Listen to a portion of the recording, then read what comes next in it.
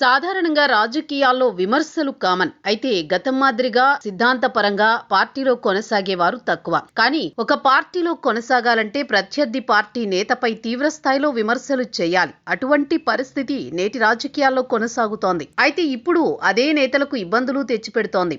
తాజాగా వైఎస్ఆర్ కాంగ్రెస్ పార్టీలోని ఇద్దరు మాజీ మంత్రులు ఇదే పరిస్థితి ఎదుర్కొంటున్నారు.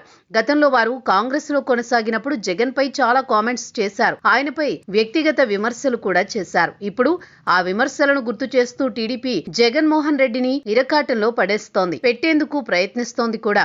అయితే జగన్ మించి ఓ ఇద్దరు మాజీ మంత్రులు చాలా బాధపడుతున్నారు. వారే బొత్స సత్యనారాయణ, ధర్మాన ప్రసాదరావు. వైసీపీ ఆవిర్భావ సమయంలో జగన్ పై ధర్మాన బొత్స చాలా వ్యాఖ్యలు చేశారు. కాంగ్రెస్ పార్టీతో విభేదించి వైసీపీ ఏర్పాటు చేసుకున్నారు జగన్. ఆ సమయంలో చాలా మంది నేతలు జగన్ వెంట అడుగులు వేశారు. కానీ బొత్సతో పాటు ధర్మాన కాంగ్రెస్ లో ఉండిపోయారు.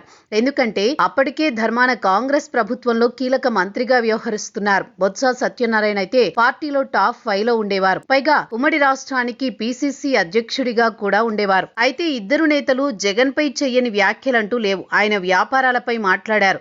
నేర ప్రవృత్తిపై వ్యాఖ్యలు చేశారు. దాదాపు వైసీపీ ఆవిర్భావం నుంచి 2014 ఎన్నికల వరకు ఈ ఇద్దరు నేతలు చేయని వ్యాఖ్యలంటూ లేవు. జగన్ వైఖరిని ప్రజల్లోకి తీసుకువెళ్లేందుకు టీడీపీ రంగంలోకి దిగింది. మేం చెప్పే కంటే వైసీపీలో ఉన్న బొత్స ధర్మాన చెప్పినవి అంటూ పాత మీడియా క్లిప్పింగులు తీసి మరీ చూపిస్తున్నారు టీడీపీ నేతలు. విజయనగరం ఎంపీ కాళిశెట్టి అప్పలనాయుడు పాత క్లిప్పింగులు తీసి విమర్శలను మీడియా ముందు ప్రదర్శించారు. అయితే ఇక్కడ తెలుగుదేశం పార్టీకో లక్ష్యం ఉన్నట్టు కనిపిస్తోంది. జగన్ వైఖరి గురించి సొంత పార్టీ వారి అభిప్రాయం చెప్పించే ప్రయత్నం ఒకటి కాగా, వైసీపీ నేతలపై జగన్ అనుమానపు చూపులు చూసేలా చేయాలన్నది ప్రణాళికగా కనిపిస్తోంది.